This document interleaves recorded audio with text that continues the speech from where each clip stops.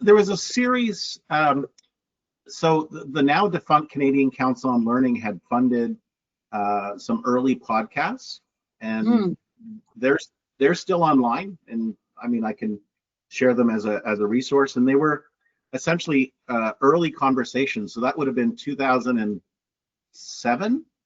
Yeah, those really, yeah. That led to the boot camps, which led to the forum, which led to all the other stuff. So do you want to start us off, Bonnie? Yep, I'll start us off right away. Just checking on seeing if there's more people popping in. Not quite. So, okay. Good morning, everybody. Welcome to today's KM in the AM learning session. We are joined by Peter Levesque, who is a longtime knowledge mobilizer. But before we get started, I just want to recognize that we're on Treaty 6 territory and the homeland of the Métis here in Saskatchewan. And so let's take a moment to honor our First Nations and Métis ancestors of this land and reaffirm our connections with each other throughout our time together today. If you feel, or please feel free to add where you're joining us from in the chats, and say hi and recognize where you're calling in from. So just a reminder, today's session is being recorded. If you feel uncomfortable being part of the recording, there's a couple things you can do. Number one, leave your video off. And number two, just change your display name to something innocuous like Shamrock, because we're closing in on St. Patrick's Day here. So now I am really excited about today's session because, like we mentioned, Peter and I go back a long way. We have Peter Levesque with us, and for those of you who don't know Peter, you're in for a treat. Peter is described as a poet, businessman, and an early mover in knowledge mobilization. I've even heard him call himself a serial entrepreneur. And he's, so over the past 30 years, he has contributed to knowledge mobilization significantly. And hopefully he'll tell us a few stories about those achievements today. We're going to reflect on some key lessons that he's learned and sharing his thoughts on what we ought to do to keep things moving forward. His session is titled, Change Happens, but Never at the Speed You Desire, which is something I think we can all relate to. So Peter, with that, I'm going to hand it over to you. And you can Thank you very much, Bonnie. I just want to make sure that everybody can hear me. Yes. Okay, that's great. You recognize the territory that you're on, and I'm coming to you from Brockville, Ontario today, which is the traditional territory of the Anishinaabe, the Haudenosaunee, and the Wendat peoples. And they've been stewards of this land for a very long time, and hopefully we can follow in their footsteps. So let me thank you first, all of you, for joining. So Bonnie, for the invitation, and Fleur for all the work and organization that you've done in the background in order to make this happen. And I think that 10 years is something to celebrate. I think, Bonnie, our interaction started about 15 years ago out of the boot camps and the conversation about starting the Canadian Knowledge Mobilization Forum, and we had you were involved in the organizing of that in Saskatoon. So I want to thank you very much for that, and we've maintained those conversations over time. And so when you say that I'm an early mover in knowledge mobilization, I actually had the first job in Canada with the title Knowledge Mobilization in it. And that's going to be part of a story that we're going to talk about, of kind of what are the relationships here. And so we're going to talk a little bit about stories today, and I want to start with this idea. Let me go to this presentation.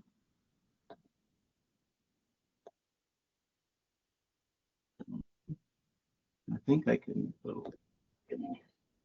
There we go. Okay, so I chose the title Change Happens, but Never at the Speed That You Desire, and it's a reflection on really 25 plus years of being involved in knowledge mobilization and its roots. I've seen change happens, but it sometimes happens faster than we desire, and we're not prepared in terms of infrastructure or the incentives for people or training or all that things, or sometimes it happens very slowly. And so what I wanted to talk about today is this idea of the stories. Stories are how we imagine our lives, and I've spent a lot of my career in consulting and teaching around strategy. And I talk about strategy as a necessary fiction, in that we have to write a story in order for us to imagine a future that is desired, and then organize ourselves in such a way that we can move towards that future. And so what I thought I'd do today is I talk a little bit about the structures of stories, and maybe bring in some information or ideas that aren't part of the normal conversations in knowledge mobilization. I'm going to tell 3 particular stories around the link between community university work and knowledge mobilization, the story of creating a community of practitioners, and some lessons that we can learn from the stories of disinformation.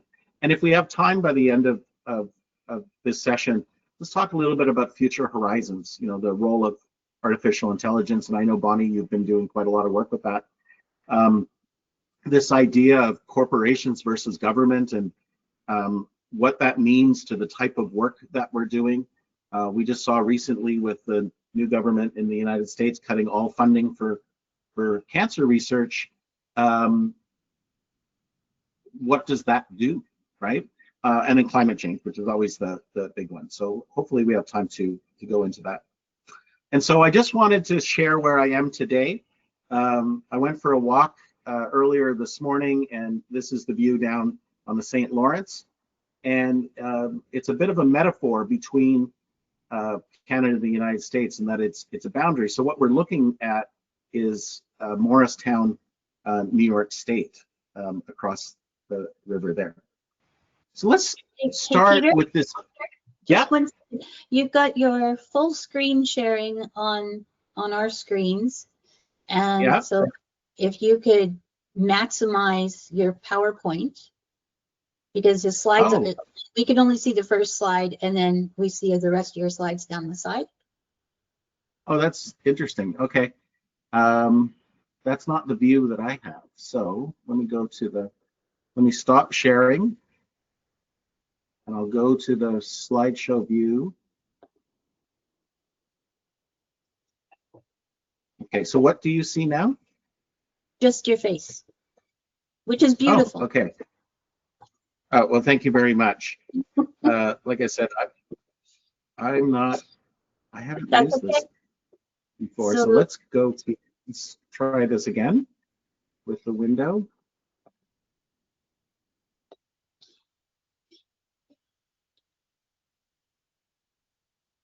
So can you see that? Nope, just still your face. And I've got you set as I do have you set as a co-host. Yeah, so I've got it sharing. It says perfect. Yep. It's sharing. It's sharing, so and we see the proper. Yep, we see it properly now. So if you want to go back to very good. Good. Thanks. Right. Okay, no problem. Thanks for letting me know, Bonnie, because I'm seeing the screen at this, the slides here. So that was the picture of Brockville that I was saying earlier today. So let's talk about the shape of stories, and so one of the things that I've done in my practice knowledge mobilization is help organizations actually show the shape of the story that they're trying to create.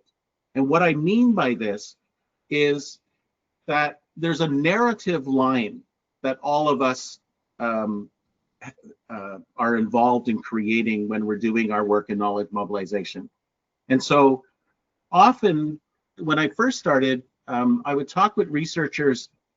This is way back when I was at the Social Science Humanities Research Council. And they'd say, well, we want to disseminate our work. And I came up with a visual of that, and dissemination literally means the scattering of seeds.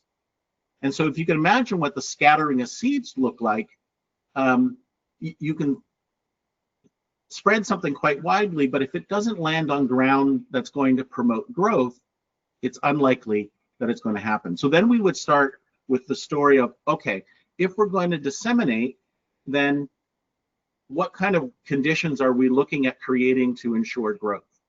What does to use the metaphor, what does the soil look like? What are the climate conditions? Is there enough water?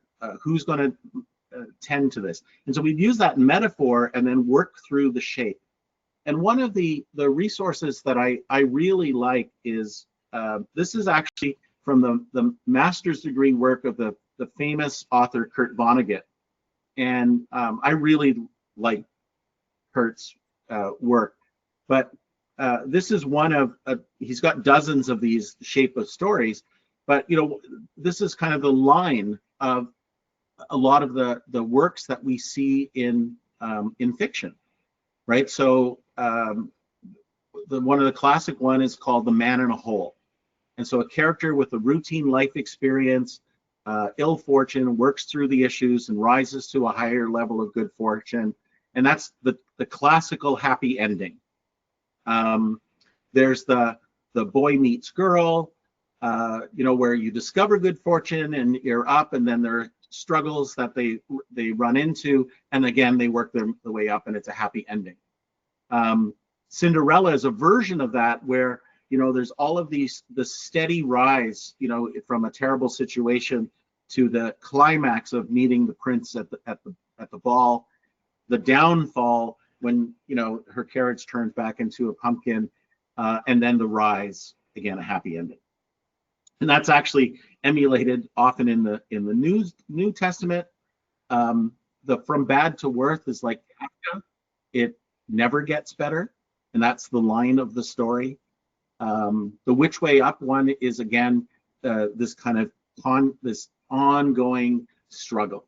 And so why do I bring this up is because the shape of our stories matter. The way that we organize our words and our efforts and the ways that we interact with one another change the underlying characteristics of how people will engage with us. And so I want to bring another idea in, is that when you look at carbon, carbon is a really interesting element in that it's everywhere. We are actually a carbon-based species. But the way that you organize carbon atoms fundamentally changes the properties of what you're producing. So if you take carbon atoms and you arrange them so that they have 4 bonds, it's super strong, and you get something like diamond. And diamond, if you look at its properties, is clear and incredibly hard. And it's 100% carbon. But if you take that same carbon atoms and you use, instead of 4 bonds, use 3 bonds, you get graphene, and graphene layered becomes graphite.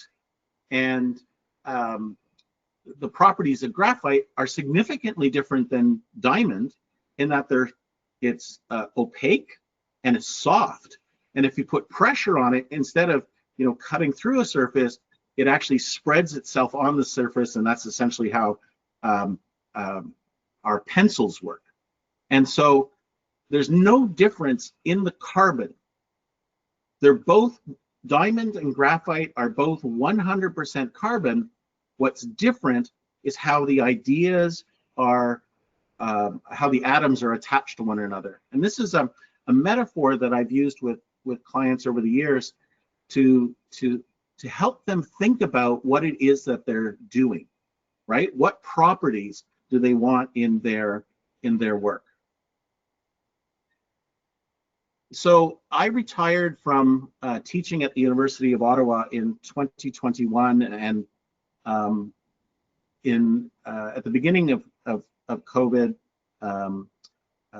well, let me step back a little bit. In 2019, I was happily going along, and then at the beginning of the year, unfortunately, my late wife passed away quite suddenly, which threw us quite sideways. But I continued to work, and unfortunately, I wasn't able to organize Canadian Knowledge Mobilization Forum that year because I was grieving.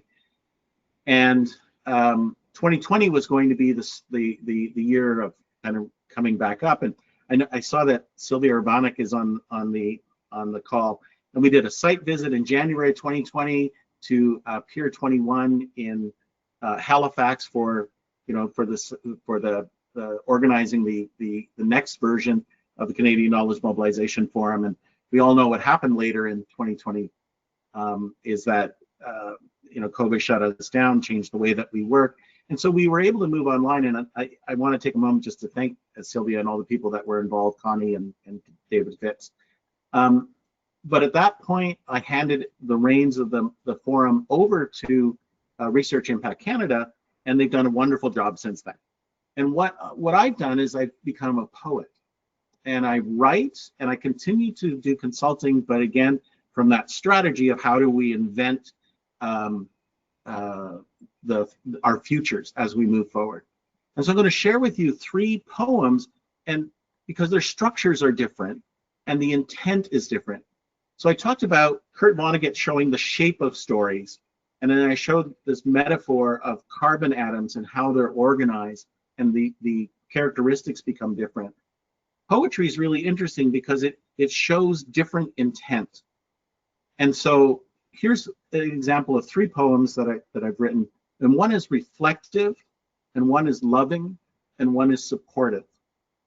And so the first one is called Thoughts, and it's very short, and it's a result of going to the city of Matera in Italy, which is a city that's been around for 10,000 years. It's ancient, it's beautiful, and as I was thinking about my visit there, I was reflecting upon the space, and I thought, thoughts tumble like cut stones, piled up and disorganized, waiting for the plan to build something beautiful that reaches up to heaven.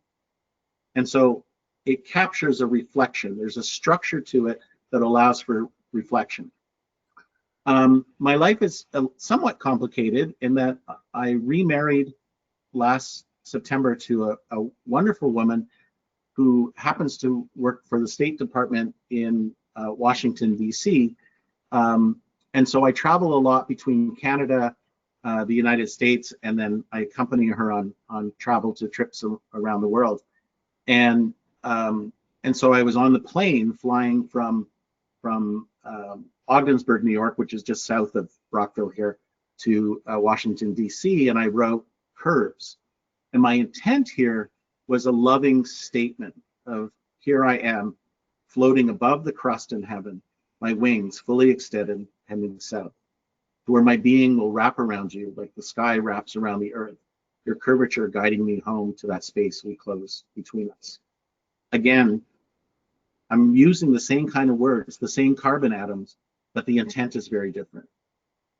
And we've seen, again, the last piece around this idea of intent, we've seen in the election of a new president of the United States a very different change in public policy, which makes it very difficult for someone that works on the safety of women and girls to continue forward. And so I was thinking about how to be supportive to my wife and to her colleagues that work with her.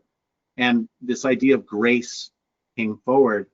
And the intent of this poem was to be supportive, right?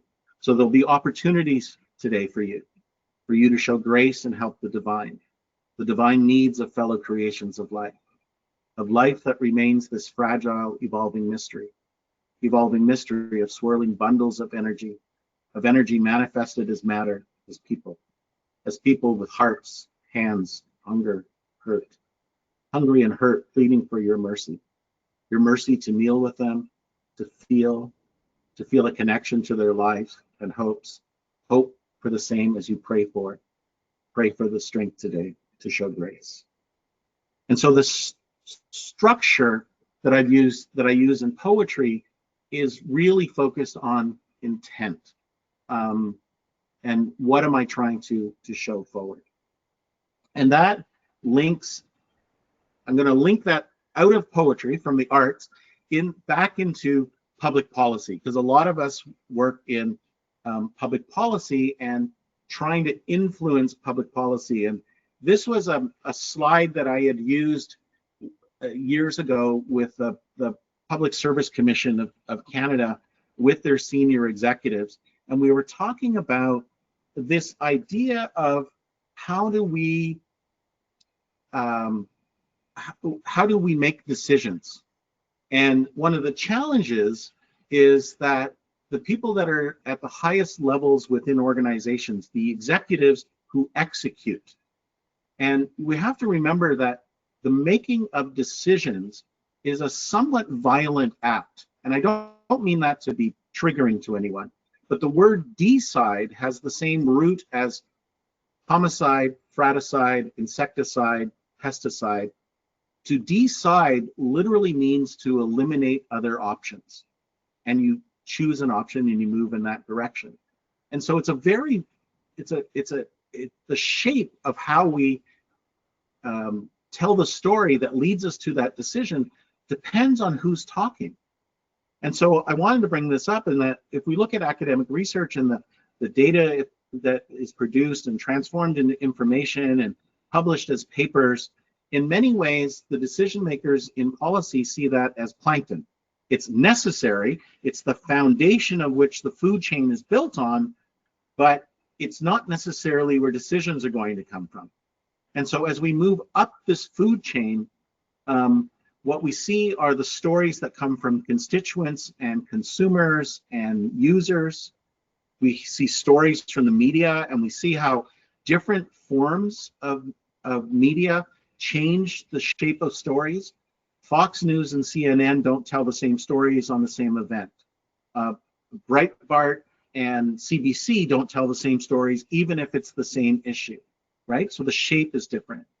And then we have lobbyists and pressure groups, which have a particular way of looking at the world and are trying to influence the direction of the future in a way that will benefit the people that they represent. We have think tanks and opinion formers, and we've never seen a clearer example of think tanks than the effect of the Heritage Foundation in the United States with their Project 2025 as an example. Then we have professional associations, which usually represent industries or areas of practice. The Canadian Medical Association, the Canadian Dental Association, the Canadian Real Estate Association. Those associations have mandates. They're not necessarily lobbying, although sometimes they are. We then have, and here we talk about experts, and that they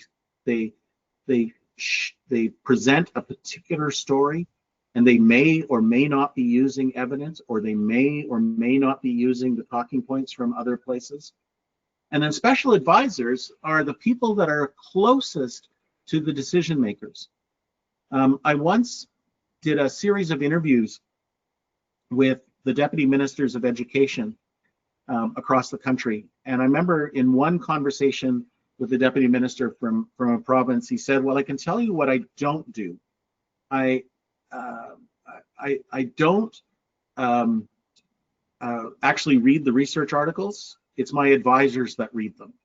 And so when a group of researchers shows up in my office on a Thursday after I've had 17 meetings, I have not read their report. What I've done is I've listened to my advisors as to whether they think that this is something that we should pay attention to or not. And so I'm just going to leave that one there. And there were two questions that came up, and I'll stop sharing this and we'll go back to opening up some questions. But there were two questions in the Google folder. One was around branding, and the other one was around Indigenous stories. And I just want to address those questions before we move forward. And so here I put the brand of Target. And I don't know if you've paid attention to what's happened to Target's stock price, and I'm assuming that you haven't. But what's interesting is in executive order by President Trump, he said that we're going to stop DEI and eliminate it. And some companies have said, oh, that's a great idea, and have dropped their diversity, equity, and inclusion programs, and others have said, no, that's not who we are, and we're going to continue. And so on the one hand, Costco has continued their programs and are thriving. And on the other hand, Target, which used to say that we support diversity, equity, and inclusion, have gotten rid of their programs, and their stock price has tumbled significantly. And so Target has become a target of boycotts. And this question around brand is a really important one, because there's a lesson that I was taught around brand, that brands are not what you say you are. Brands are what other people say you are. And so one of the key things around branding in that question is, you can present yourself as a brand, but you have to then ask people what they think of you. And that goes back to when we're talking about stories. It's not just about research, but it's actually talking to people and listening to people. And so what do your constituents say? What do your researchers say? What do the experts say? What do the media say about your brand? And so we can talk more about branding. The last piece that I wanted to bring up here in this piece is we talked about Indigenous. And I can't say that there's a single Indigenous story. There are, last time I looked, something like 650 different First Nation communities. There's 50 different, more than 50 different Indigenous populations in Canada. There's more than 50 different languages. But I can speak to an experience that I was involved in. So for a number of years, close to a decade, I worked with, as a consultant, with Inuit Taprit Kamatami, which is ITK, which is the land agreement umbrella organization for the Inuit. And I was working with their director of research around strategies for research. And we started mapping out, literally showing the shape of the story from issue to production of data. And what was interesting is that the shape didn't actually represent the politics or the structural politics of the relationship between the governments of the North and the government of Canada.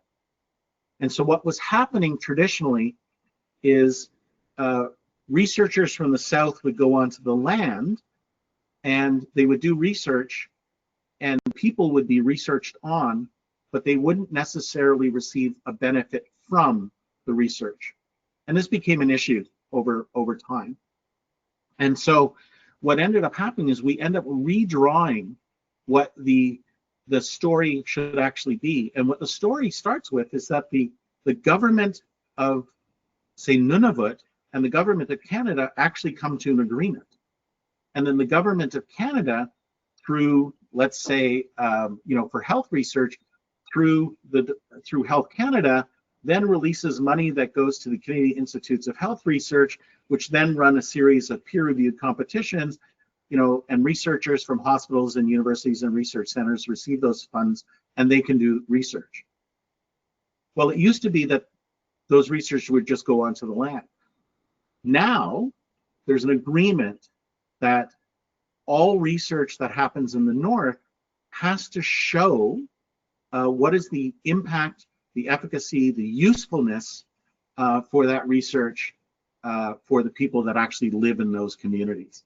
And it came down to actually rewriting the story. And it was one of those, when you work on a giant whiteboard, how things start to reveal themselves. And we kind of sat with this idea that, our strategy has not actually followed what we are intending. So I'm gonna pause there. So I've just stopped sharing, so it should come back to just the screen. Is that correct, Bonnie? Correct, Okay. Peter. All right, so I'm going to pause there before I go into the three stories part and ask if there are any questions or comments or reflections upon these ideas that I just shared.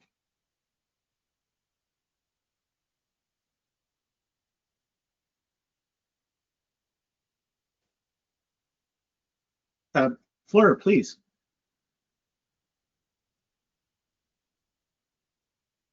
I think you're muted, Fleur.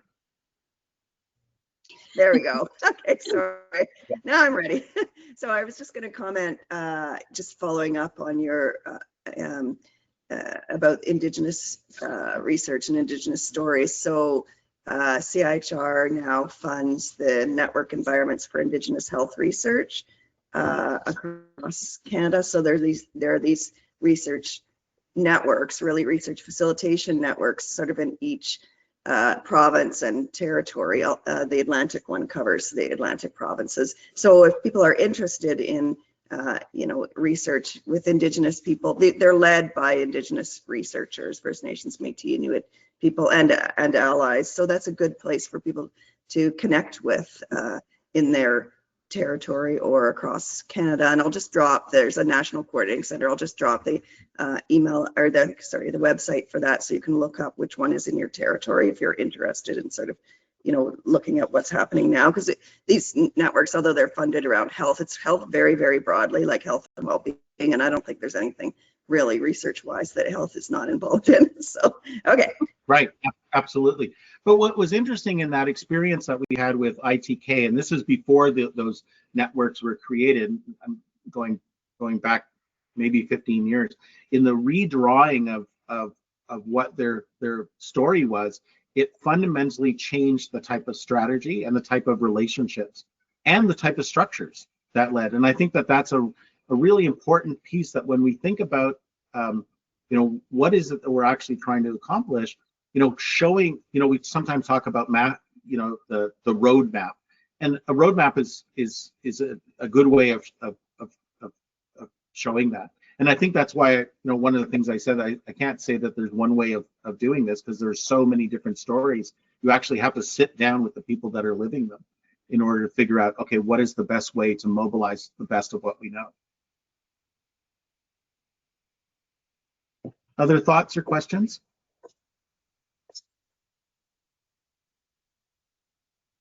There's one nice comment coming through the chat for you, Peter.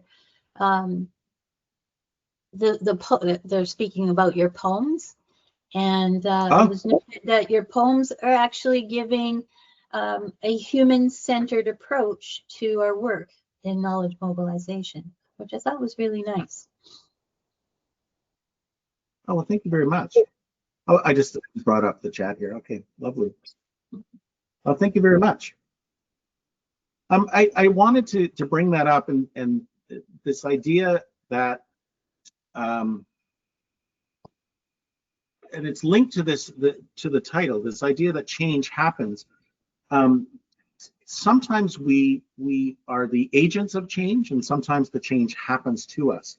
But I think that one of the things that is really clear is that we actually can create these stories, right? The only thing that exists is currently where we are, and so we have to, strategy. When I talk about strategy as a necessary fiction, it really is. It's a story we tell ourselves, and then we organize our energies in such a way in order to move in that direction. Okay, so let me tell some stories about sort of how we got here now. Yeah. Okay, let me bring back to the window. Okay.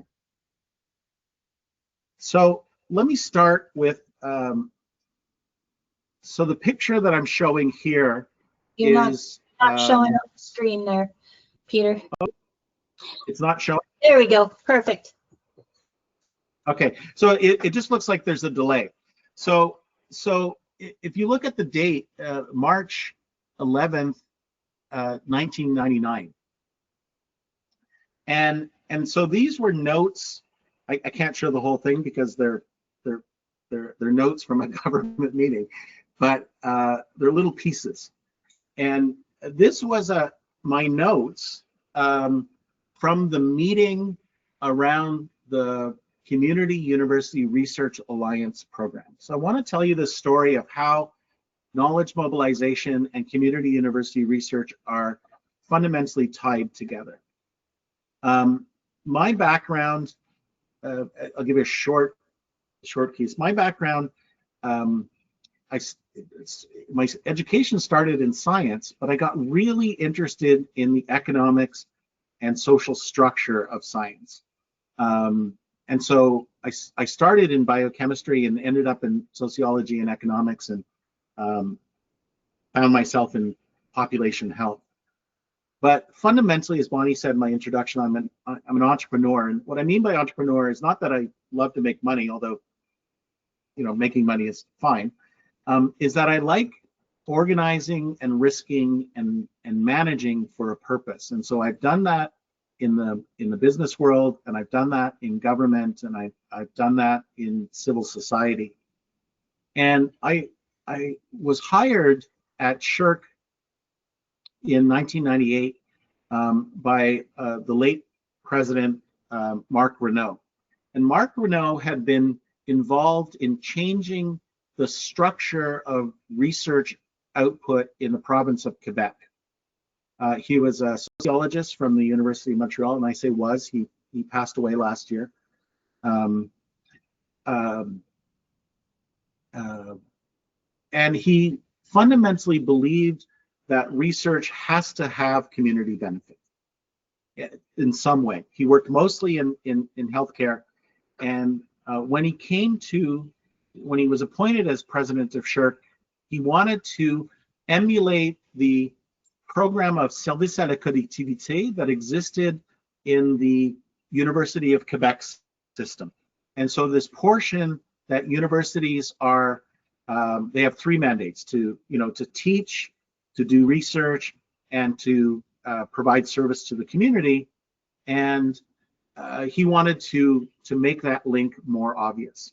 And so my job was to help write and implement and pilot the Community University Research Alliance program, which in its later form became the largest funder of community university engaged research in social science humanities ever in its history. I mean, I think it was 5 years of $200,000 a year, so $1 million, renewable for another $1 million, which at the time were among the largest funding that you could receive. And so we ran the pilot for 2 years with a lot of reaction, positive reaction, and in fact more demand than we could handle. When we launched it in '98, we were expecting to fund 8 projects, and we had put aside, the board had put aside funding for 8 projects. We received 178 letters of intent.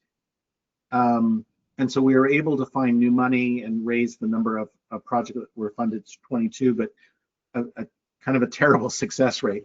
But what it showed was the demand.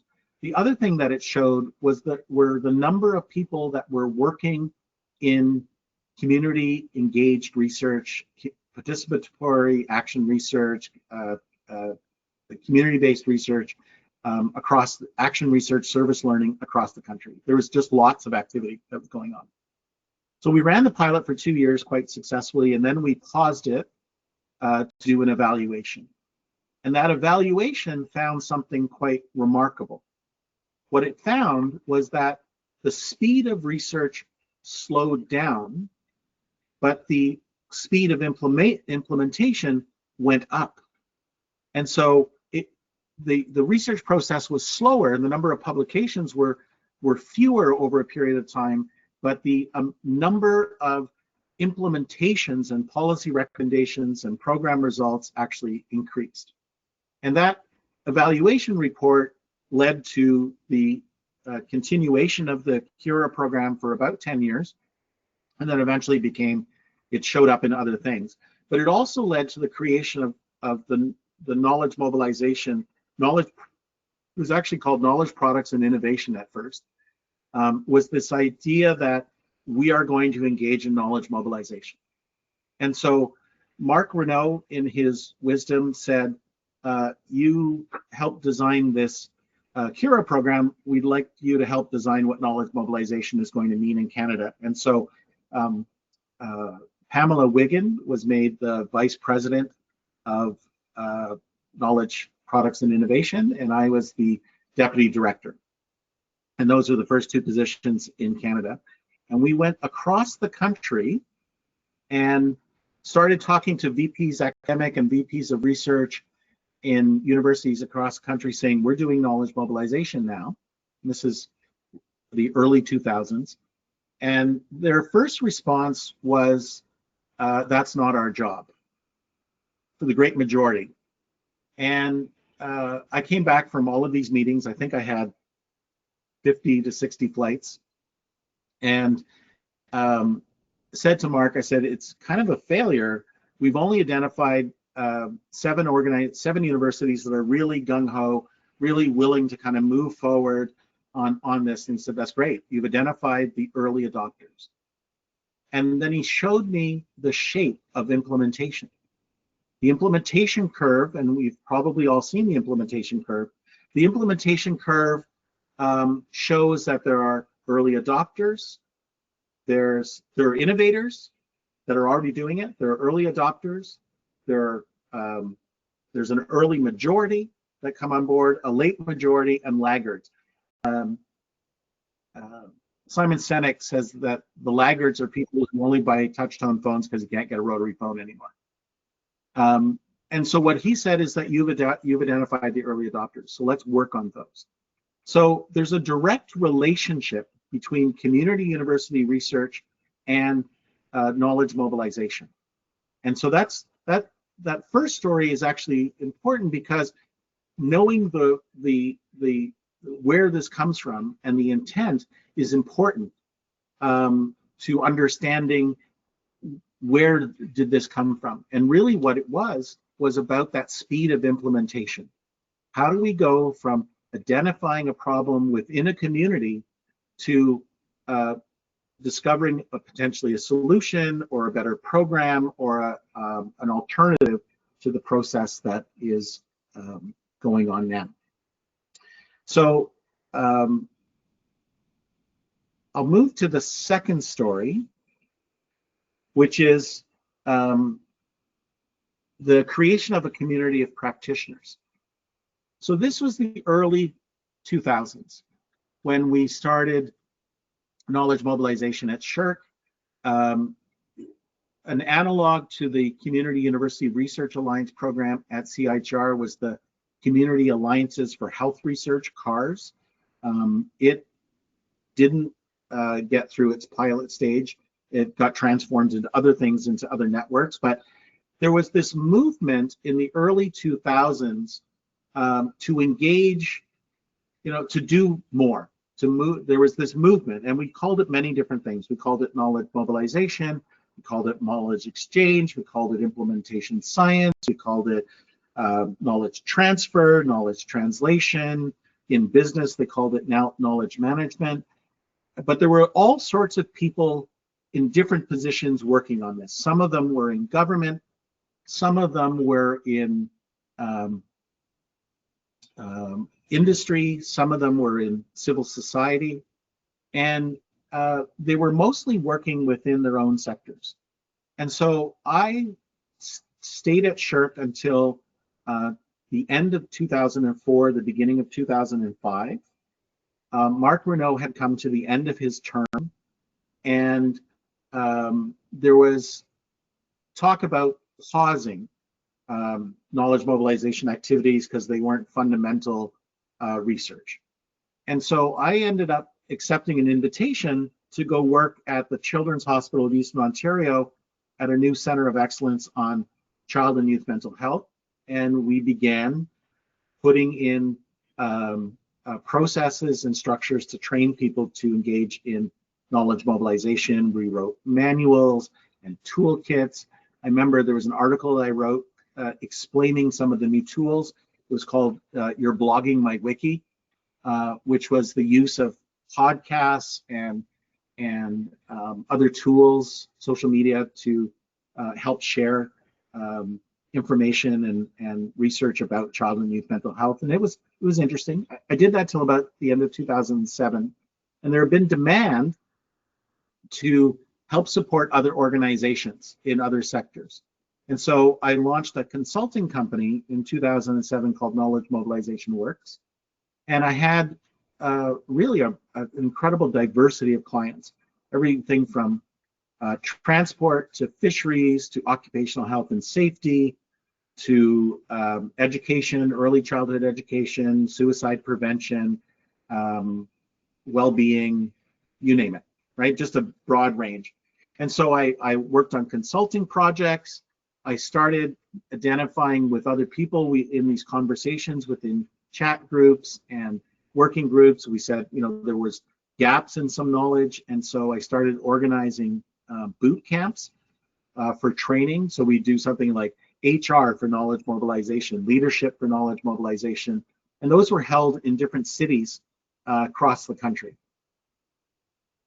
And one of the themes that came up as we were talking to people about their work was how isolated they felt. And they would go to a conference, but the conference was always the same people. So they would go to a conference about knowledge transfer, but it was only people in healthcare, or even more narrowly focused, only in cancer care. Or they go in education and it was only early childhood, or it was only elementary, or it was education, but only education. And so what I started to notice, because of my consulting work, stepping across these boundaries, that all of the problems were actually very similar. There's very little difference between the struggles of someone trying to do knowledge mobilization in early childhood and the struggles of somebody trying to do knowledge mobilization in occupational health and safety. The subject matter were different and the populations were different, but the methods and the tools were actually very similar. And so that led to a conversation really starting in about 2010, that maybe we should make something more formal. Maybe there needs to be an association. Maybe there needs to be credentials. Maybe there needs to be a meeting place. And I was hoping, this is my own perspective, I was hoping that someone with money and time and resources would do that, would come up and create a national forum that brought people across sectors. But the one thing about people working in sectors is that their mandate is within their sector and not necessarily across boundaries. So in 2012, based on what I had heard in my consulting practice and what I had heard when I'd been at SSHRC and at the Children's Hospital, and in conversations I had with leaders in different places across the country, I took the risk of creating the Canadian Knowledge Mobilization Forum.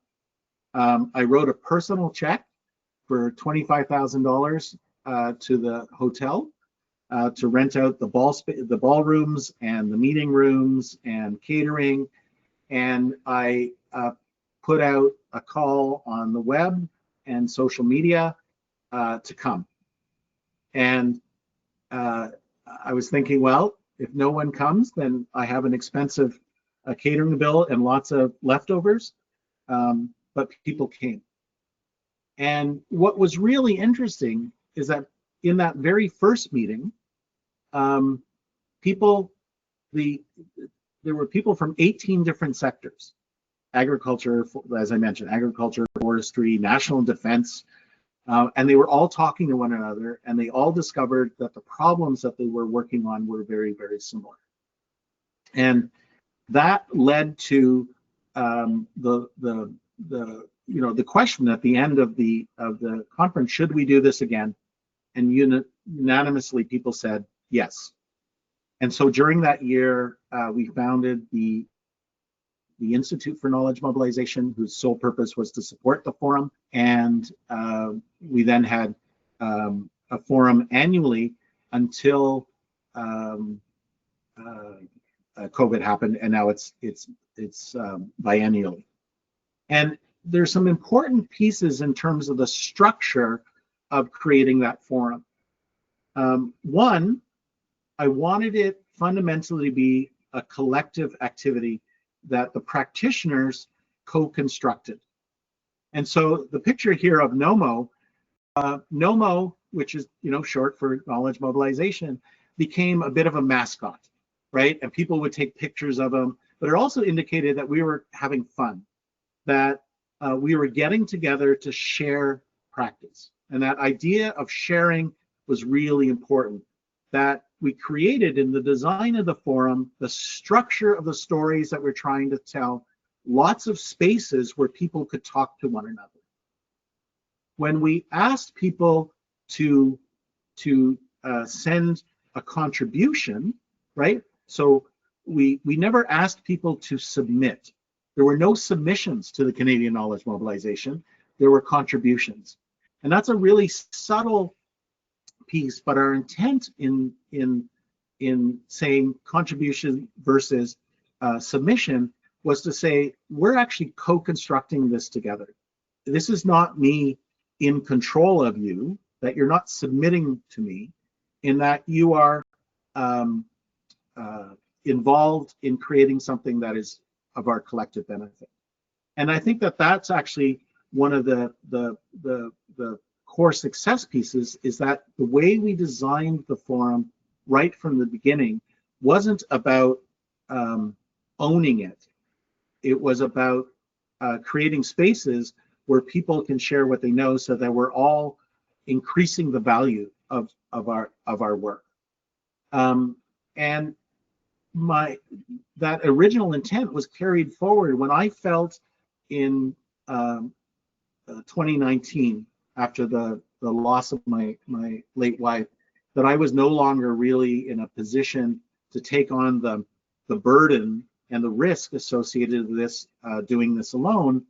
I handed it over to very capable people, and there wasn't a transfer of money. I mean, they graciously gave me an award, and they named a professional development award in my name, but that was never my intent. My intent was always, how do we create something where we can create the sharing space in order to improve our practice. The last story that I want to tell is a story of how my heart got broken during COVID, and not because of the personal issues I was going through, but through the power of disinformation. Stories compete with one another.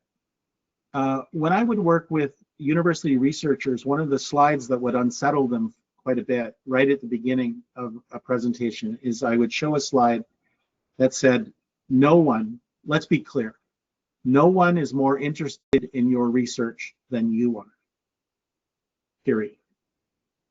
And they would argue, and I'd say, well, they may be interested in your research if you can show them how it links to what they are interested in. And that the fundamental idea there is that all stories are in competition with other stories. Sometimes those stories can align and become collaborations, but stories are in competition. And the unnecessary deaths from COVID in the United States and the unnecessary cases in the United States is because of a competition of stories. And the powers of mobilizing not what we know, but what we believe. And this is a challenge, right? So I'm talking about ideology. And this graph that I'm showing you here is from Johns Hopkins University. It's case rates of the US and Canada from April 2021 until really April of 2022.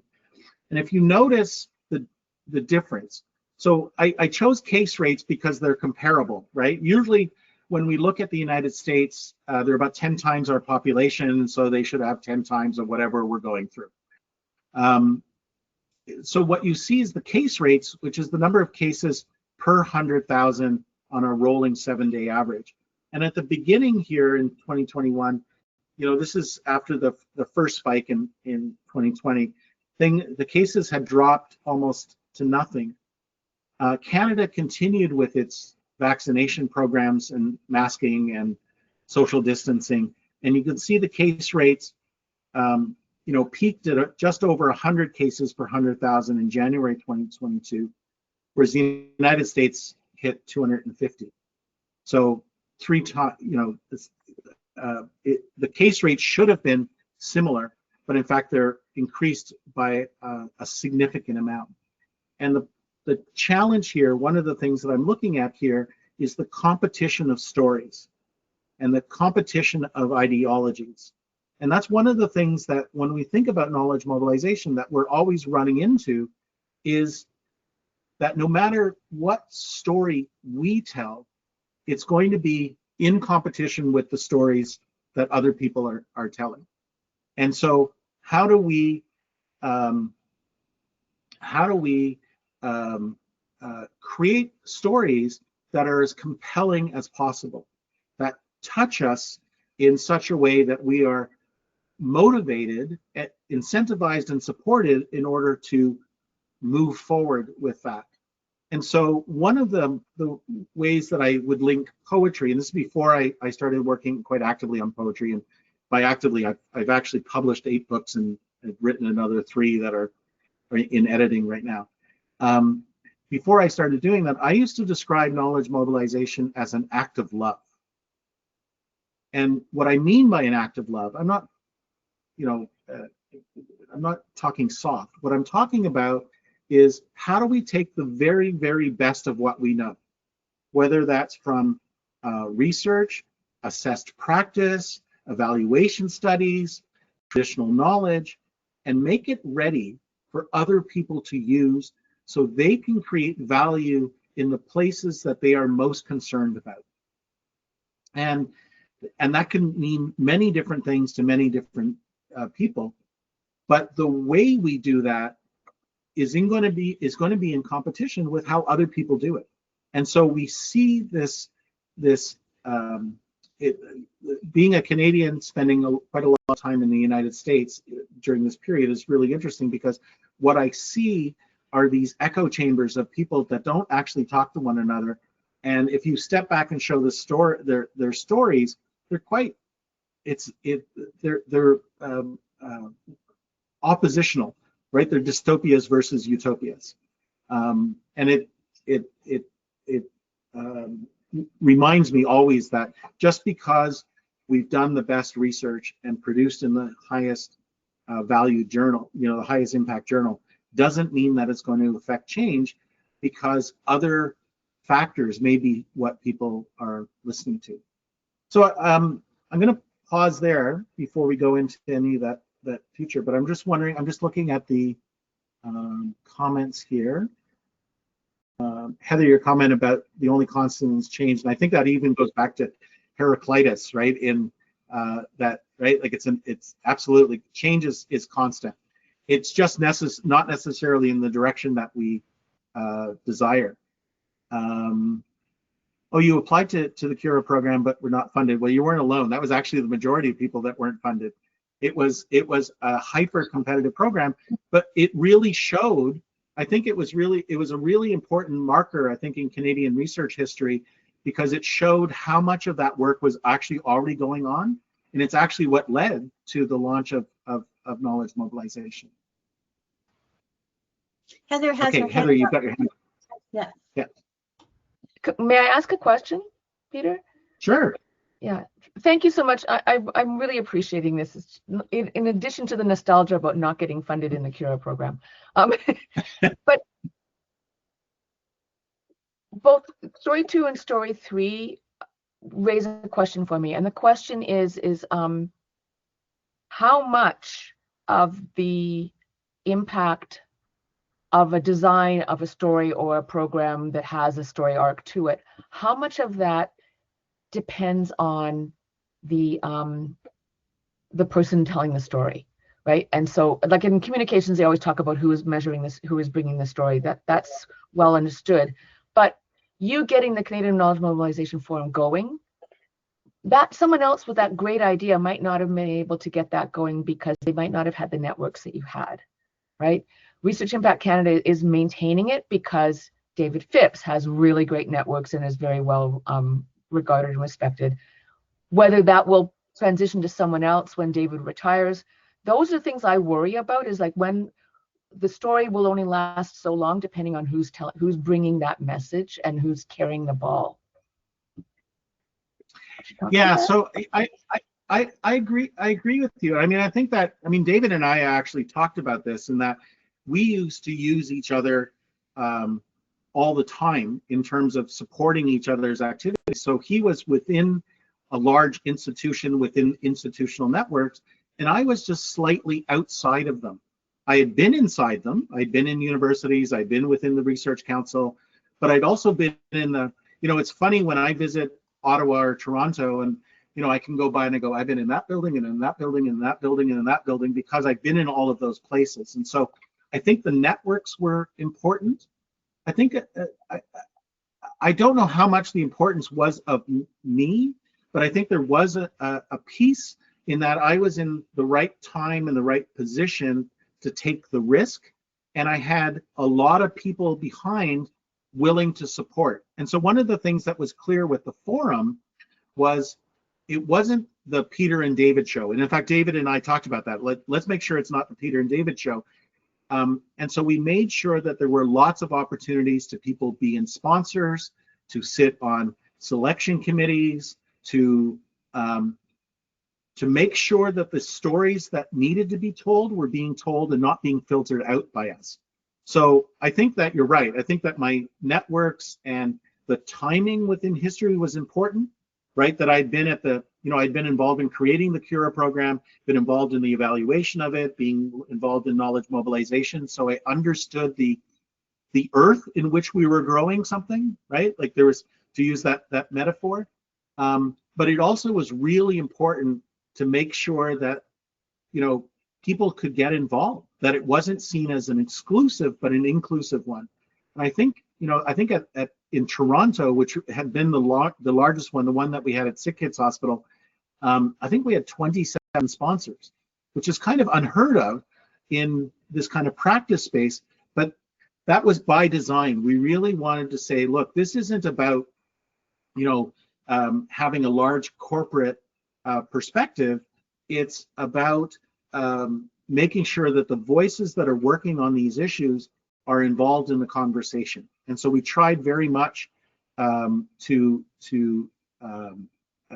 include as many of those people as possible in the design, by design, which also meant that, I would listen to people and I'd have to check myself because I have my own bias and preference about where I wanted things to go. And I was like, no, that's actually a better idea. Let's go with that, right? Which means you have to manage your ego and change the shape of the story that you're telling. So that other piece I think is an important piece. Like when I look at Vonnegut, there are slight differentiations, and I challenge people to go look at Vonnegut's Shape of Stories. It's fascinating. There's a great video of him talking about it.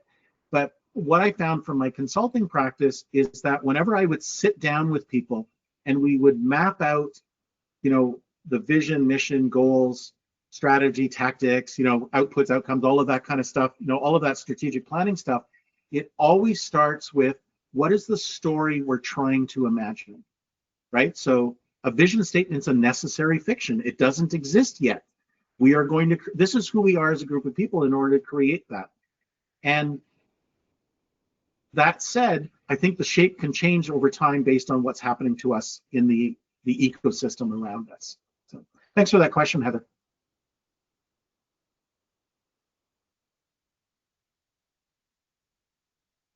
Are there other questions, other thoughts?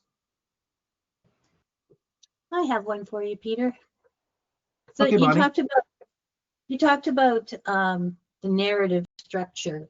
So you're borrowing from the story structure to put that into knowledge mobilization, which is something I think we've all seen evolve over the years as knowledge mobilization has evolved. Right. How do you see that? How do you see the role of storytelling evolving in the age of AI, artificial intelligence, and how that works into knowledge mobilization? That's actually a really good question, and AI both excites me and disturbs me. I think that happens to lots of people. One of the challenges that comes up is artificial intelligence is as good as the data that we put into the programming, right? I mean, what we teach it. And so one of the things I think is fundamental to knowledge mobilization is to insist on the quality of data that's going into the models that we are creating. And I was heartened to learn that Elon, and I don't want to be too political, but it was interesting that Elon Musk's AI machine Grok, when it was asked, is Donald Trump a Russian asset, actually said it had an 85% probability that he actually was a Russian asset, which tells me it's drawing upon many, many different sources, not just sources of ideology.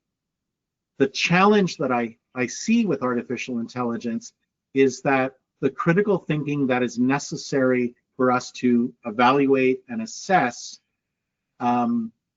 may be weakening.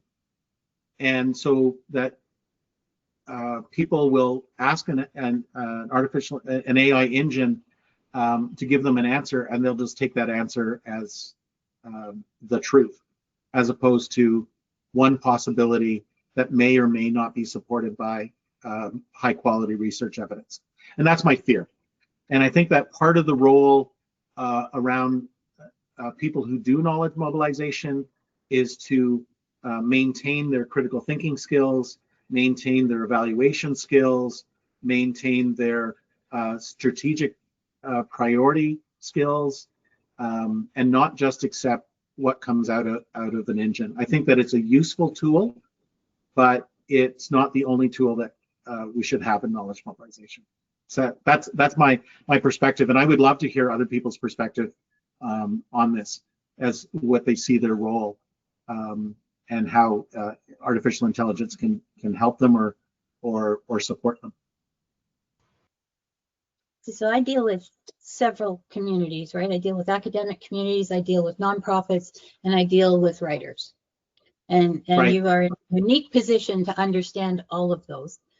Academics, rightly so, they fear the transparency, the lack of transparency, and what that can, and the biases that are allowed in if we give too much of ourselves to AI. Nonprofits see it as they love it because now all of a sudden they have an extra tool which will help them create a Facebook post or create an email. And it's actually a help. In the writer community, writers don't like it. We don't like it. We are scared that our work is going to be misappropriated, that we are not going to be compensated for our work. And I think this is consistent over most creative professionals, including with images and with video and all of that. Now all of a sudden bad stuff can happen. And Right. So I come at it from those perspectives. Personally, I love it. I use it every day. I try to break it. I've had Copilot tell me it will no longer discuss this topic with me because I asked too many questions. So I've broken it, and it's like, and I have fun with it. But as a tool for what I do in my own work practice, as a tool, it helps me. So if I have to meet with someone of a financial background and I don't have a financial background, I can quickly get up to speed and on how that person talks and what valuable questions I should ask. And I can ask that at Right. ChatGPT or Copilot, and it just gives me that basic, but it doesn't eliminate the need for that financial person. And so in knowledge mobilization, I think when we have research at the beginning, we can ask it, who should we bring to the table? We can ask ChatGPT, say, here's my synopsis. Tell me, who should I bring to the table? Who would be valuable in this research cycle? And I think that's a value right there, because that's part of what we do in knowledge mobilization. We get everybody involved right at the start of the research question, not midway through the process. It can also help us. Absolutely. Yeah, so it can help us figure out things like that. And I think that's a valuable tool. But with all valuable tools, we have to really be concerned about the ethics. And I was just wondering, where you sit on the ethics question. So here's one of the challenges. So on the part of writing, so I just finished a 6-year term on the board of the Movember Foundation based in Australia.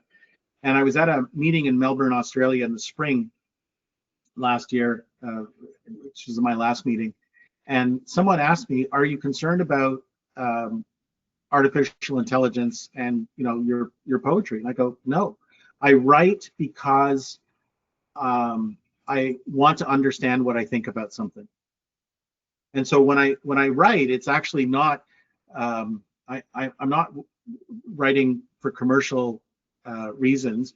I'm writing for artistic reasons, and what I'm trying to understand is, what do I think about something? And so artificial intelligence doesn't affect me in that direction. What I am concerned about is in terms of ethics, and the ethics in a larger sense, in the sense of uh, how we are going to structure, what is going to be the structure of our societies. And I've been exploring this through some of my writing, and there's this dystopian feeling that, when you look at politics that take away women's rights, and you shut down libraries, and you limit conversation, what you have is a return to some sort of corporate version of feudalism. And one of the challenges that I see is there's a tension between this kind of corporatist world and our democracies. And in a corporatist world, people really only have value as producers of labor. So women are limited. They're not allowed to vote. They're supposed to make more babies. Your value is only in your ability to either produce laborers or labor yourself. And so you have the kind of corporate overlords who own everything. You have some useful technocrats kind of in between that are paid well until they're no longer useful. And then you have what I call cyber serfs, people whose labor is extracted as long as they're capable, and you then eliminate all of the programs. They're thrown into a brownfields pile at the end of their life, and there's no medical care, there's no services, there's no nothing. And we're seeing this in the United States. This is part of my reflections of what's happening in Washington, and I can actually see the dome of Congress from the apartment. And so I think when we talk about ethics, we talk about, how do we want to live together? How do we want to be together in our societies? And when I think about knowledge mobilization as an act of love, what I'm thinking about is using the power of research and the power of communication to improve the well-being of as many people as possible. And I'm not talking about it necessarily from an altruistic point of view or a religious point of view. I'm talking about it really from a selfish point of view. Bonnie, if you are doing well in society, then the society in which I live in is doing better as well. And so I benefit from your well-being. And this explains life expectancy, mental health, all of these issues, right? The burden of polarization between the rich and the poor, the burden of polarization between those that have and those that have not are fundamental. And so I keep thinking about how can we use artificial intelligence not to give more dollars to people who already have more dollars than they know what to do with, but how do we use artificial intelligence to expand our capacity to improve the well-being of people whose well-being needs to be improved. And that's kind of my metric with regard to ethics is this helping or hurting people? Is this helping us in our collectivity or not? And this shows my politics in terms of where I come at. I'm actually very concerned about people I know nothing about, but I know that if they're doing well, the society in which I'm in is also going to do well, and thus those that I most care about are also going to do well. And so this is actually one of the real challenges that we have, and it flows over into that issue around climate change, right? If we can't address climate change, then all of these other points are moot. And I think that's that these pieces are so intersected. I love this quote, Nadine. Thank you very much. When a stranger says, "What is the meaning of this city?" Do you huddle together because you love one another? What will you answer? We all dwell together to make money from each other, or is this unity? Yeah, thank you very much, Nadine, very much. And so that's kind of, you know, where I always see the tool as serving the purpose of community, of the well-being of the ecosystem, the well-being of our social system, the well-being, yes, of our financial system. But, you know, if we think of them as a set of nested dolls, you know, the ecosystem is always bigger than either the social or the finance system. And so these pieces are all related together. And I'm concerned that in the stories that we tell ourselves, that we sometimes eliminate some of the elements that are fundamental to our well-being and survival. That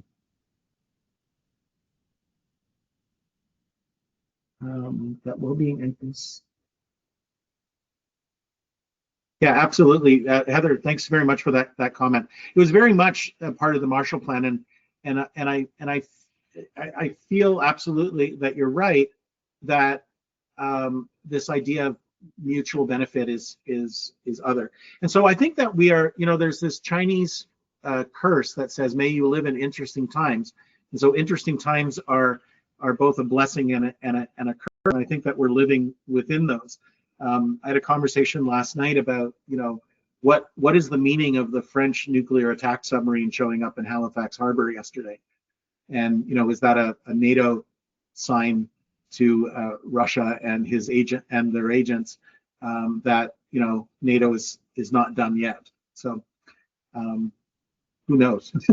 I think that's a whole other KM in the AM. Okay, Bonnie, can we do that one next? yeah, you know what? Maybe we should. Would you come and speak on it?